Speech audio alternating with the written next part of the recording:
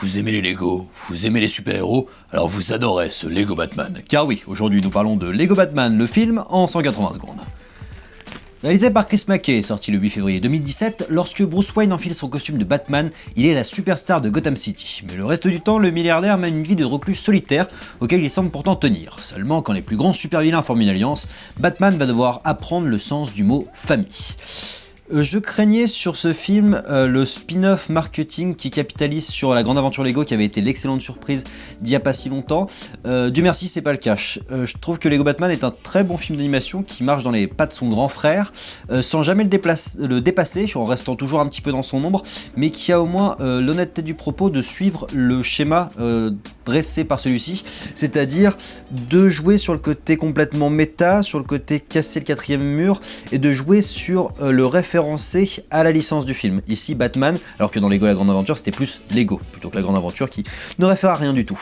Là où c'est très intelligent, c'est que c'est un vrai film hommage aux 75 ans de Batman,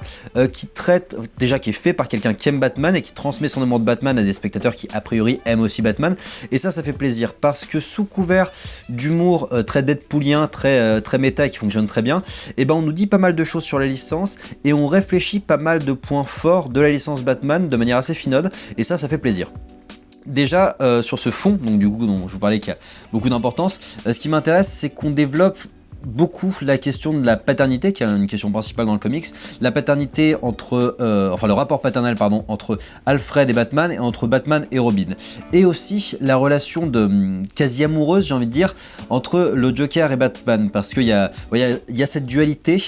qui a hissé le Joker à un niveau de référence en termes de pop culture, c'est devenu une icône de la pop culture aussi importante que Batman, et que finalement tous les deux ont besoin de l'autre pour exister, et ça c'est débattu dans le film de manière comique, par une quasi-relation amoureuse, une bromance j'ai envie de dire, et c'est assez intelligent parce que sur le propos c'est très vrai et c'est très joli de voir ça initié comme ça, c'est très drôle en plus d'être très joli et ça fait plaisir. Comme je vous le disais, ça marche dans les pas de son grand frère la grande aventure Lego, et c'est peut-être un peu son défaut, dans le sens où il reste toujours dans l'ombre de celui-ci, à savoir qu'il suit son schéma, mais que la force de la grande aventure Lego, c'est que c'était une surprise, on s'attendait pas à ce que ce soit aussi bien, on s'attendait à un produit marketing, c'était pas le cas, ça vendait ce fond intergénérationnel entre le père qui collectionne et le fils qui veut jouer au Lego, et c'était ça le cliffhanger du film, c'était que c'était le gamin qui jouait avec les Lego depuis le début du film. Et là, même si le fond abordé est celui de Batman, à savoir les questions familiales et les questions par rapport au Joker, et ben c'est pas aussi puissant que pouvait l'être la grande aventure Lego. Donc c'est très bien, mais je trouve qu'il est moins fulgurant que la grande aventure Lego. En termes de narration, je trouve aussi qu'il y a un petit souci de rythme. Au milieu du film, on a un petit ventre mou, où en fait les enjeux dramatiques sont un peu rappelés. Sur le côté, il faut que je fasse confiance à la famille pour